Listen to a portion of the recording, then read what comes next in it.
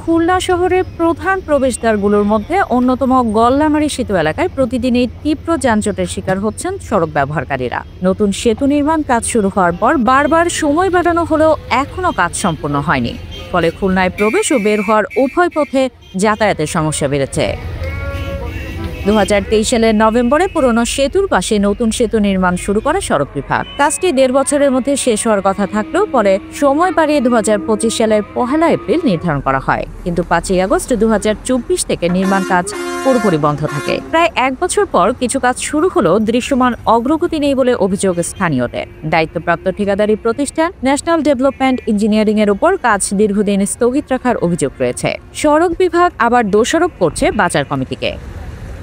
নির্মাণ সামগ্রী ফেলে রাখা, অস্থায়ী কাঁচা বাজার এবং বিভিন্ন অবৈধ স্থাপনার কারণে সড়ক সংকীর্ণ হয়ে গেছে। ভাঙা সেতু ও অগোছালো কাজের কারণে ময়ূর নদীর দুই পাড়েই সারাদিনে যানজট দেখা দেয়। এতে রোগীবাহী অ্যাম্বুলেন্স, অফিসগামী কর্মজীবী মানুষ ও শিক্ষার্থী সবাই ভোগান্তিতে পড়ছেন। ব্যবসায়ীরা বলছেন, পণ্য আনা নেওয়ায় অতিরিক্ত ভাড়া ও সময় ব্যয় হচ্ছে তাদের। গল্লামারী সেতুর পাশে অবস্থিত হয় খুলনা বিশ্ববিদ্যালয়ের শিক্ষক ও শিক্ষার্থীরাও বড় ভুক্তভোগী। দীর্ঘ যানজটে আটকে তারা পরীক্ষার দিন কিংবা গুরুত্বপূর্ণ ক্লাসের সময় মতো পৌঁছাতে পারছেন না। সন্ধ্যার পর অফিস শেষের ভিড় ও বাজারের চাপ পরিস্থিতি আরও খারাপ করে তোলে।